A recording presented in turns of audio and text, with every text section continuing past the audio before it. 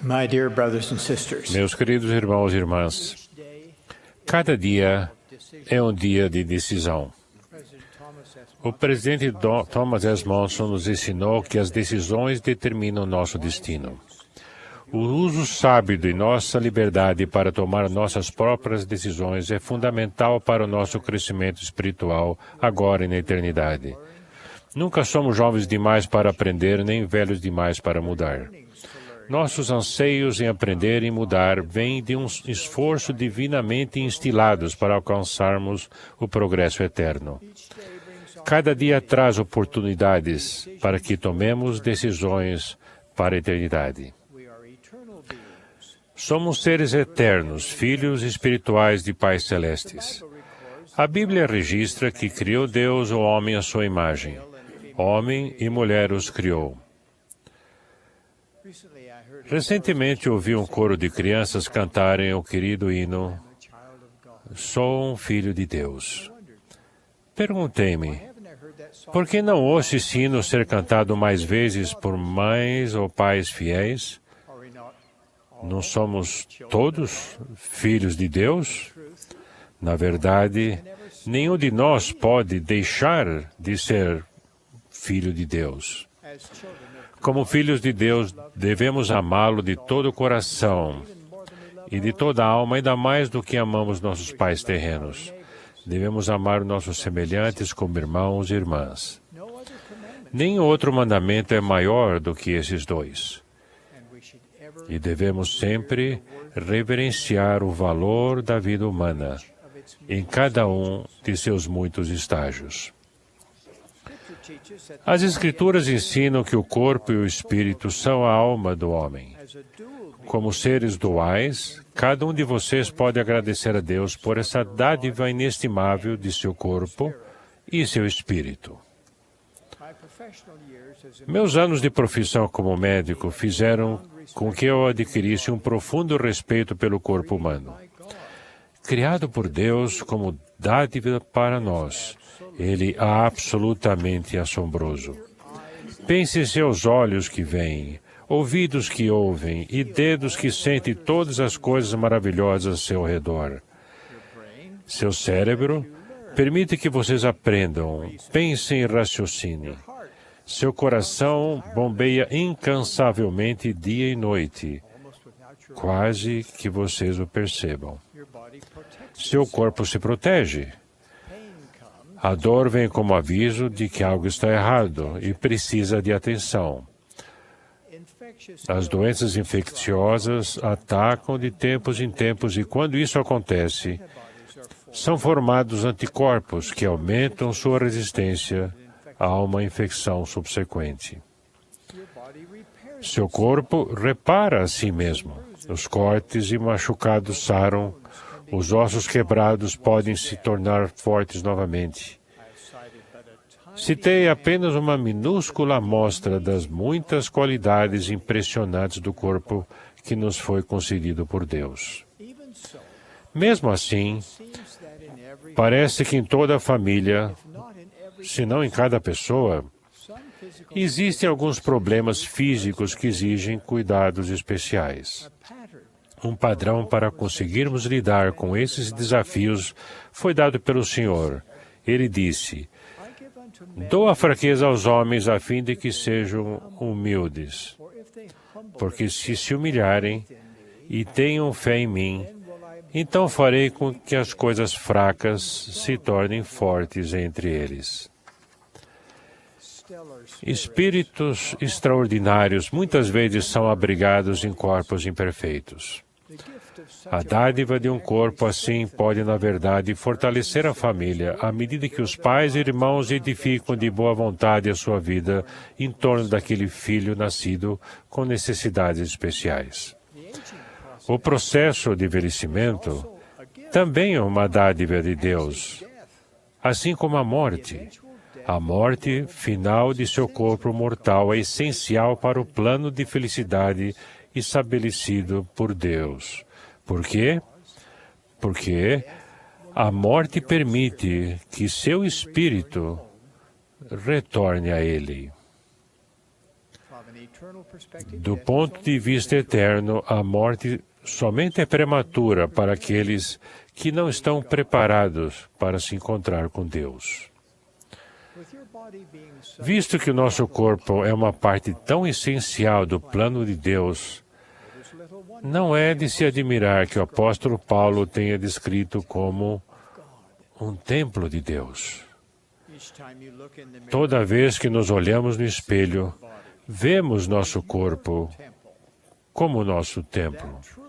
Essa verdade, renovada com gratidão a cada dia, pode influenciar positivamente nossas decisões sobre como vamos cuidar de nosso próprio corpo e como vamos usá-lo.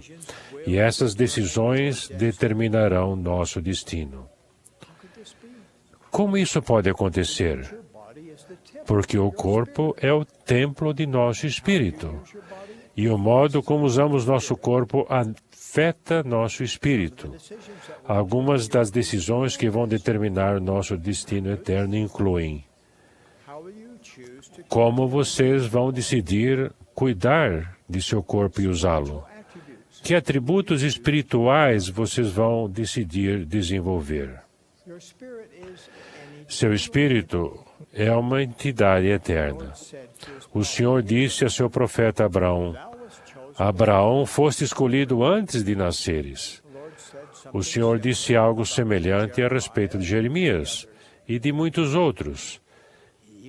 Ele disse o mesmo até a respeito de vocês.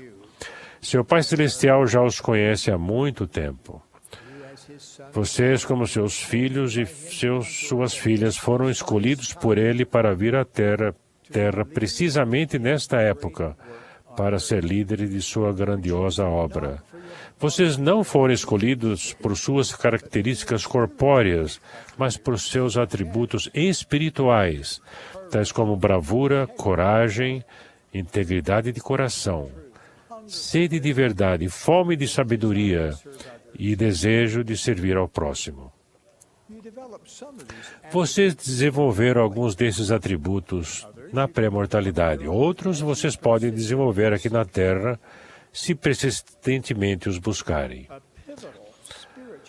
Um atributo espiritual essencial é o do autodomínio, a força de colocar razão acima do apetite. O autodomínio edifica uma consciência forte, e sua consciência determina suas respostas morais em situações difíceis e tentadoras que os põem à prova. O jejum ajuda seu espírito a desenvolver domínio sobre seus apetites físicos. O jejum aumenta seu acesso à ajuda celestial à medida que intensifica suas orações. Por que necessitamos de autodomínio? Deus implantou dentro de nós fortes apetites por nutrição e amor, que são vitais para que a família humana seja perpetuada. Quando dominamos nossos apetites dentro das leis de Deus, podemos desfrutar uma vida mais longa, mais amor e imensa alegria. Não é de surpreender, portanto, que a maioria das tentações para que nos desviemos do plano de felicidade venham por meio do mau uso desses apetites essenciais que foram dados por Deus. O controle dos nossos apetites nem sempre é fácil. Nenhum de nós os domina perfeitamente. Acontecem erros, cometemos enganos, pecados cometemos. O que podemos fazer então? Podemos aprender com eles e podemos nos arrepender. Podemos mudar nosso comportamento. Nossos próprios desejos podem mudar. Como? Existe apenas um meio. A verdadeira mudança, a mudança permanente, somente pode vir pelo poder curador, purificador e capacitador da expiação de Jesus Cristo. Ele ama vocês, cada um de vocês. Ele permite que vocês tenham acesso a seu poder à medida que guardarem seus mandamentos com avidez, sensibilidade, sinceridade e precisão. É tão simples e claro assim. O Evangelho de Jesus Cristo é um evangelho de mudanças. Um forte espírito humano que controla os apetites da carne, domina suas emoções e paixões e não é escravo delas. Esse tipo de liberdade é vital para o espírito, assim como o oxigênio é para o corpo. A liberdade da autoescravidão é uma libertação verdadeira. Somos livres para escolher a liberdade e a vida eterna ou para escolher o cativeiro, a miséria e a morte. Quando escolhemos o caminho mais elevado rumo à liberdade e à vida eterna, esse caminho inclui o casamento. Os santos dos últimos dias proclamam que o casamento entre homem e mulher foi ordenado por Deus e que a família é essencial para o plano do Criador. Também sabemos que o sexo masculino e feminino é uma característica essencial da identidade e do propósito pré-mortal, mortal e eterno de cada um. O casamento entre um homem e uma mulher é fundamental para a doutrina do Senhor e essencial para o plano eterno de Deus. O casamento de um homem e uma mulher é o padrão de Deus para uma plenitude de vida na terra e no céu. O padrão de casamento não pode ser utilizado indevidamente, mal compreendido ou distorcido. Não se quisermos ter a verdadeira alegria. O padrão de casamento estabelecido por Deus protege o poder sagrado de procriação e a alegria da verdadeira intimidade conjugal. Sabemos que Adão e Eva foram casados por Deus antes de vivenciarem a alegria de se unirem como marido e mulher. Em nossos dias, os governos civis têm absoluto interesse em proteger o casamento, porque as famílias fortes constituem a melhor maneira de proporcionar saúde, educação, bem-estar e prosperidade para as novas gerações. Mas os governos civis são fortemente influenciados pelas tendências sociais e pelas filosofias seculares ao elaborar, reescrever e implantar leis. Independentemente de quais leis civis sejam implantadas, a doutrina do Senhor em relação ao casamento e à moralidade não pode ser mudada. Lembrem-se, o pecado, mesmo que legalizado pelo homem, continua sendo pecado aos olhos de Deus.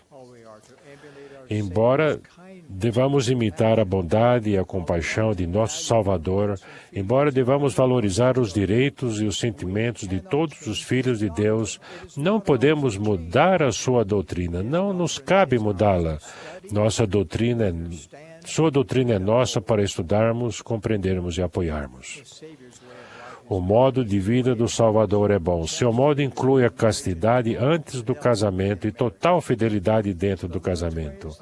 O modo do Senhor é a única maneira de vivenciarmos felicidade duradoura.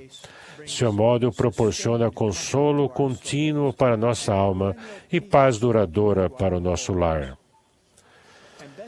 E melhor de tudo, seu modo nos leva de volta à presença dele e de nosso Pai Celestial para a vida eterna e exaltação. Essa é a própria essência da obra e glória de Deus.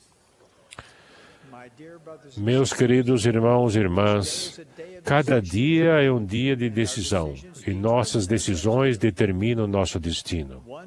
Um dia, cada um de nós estará diante do Senhor para ser julgado. Cada um de nós terá uma entrevista pessoal com Jesus Cristo.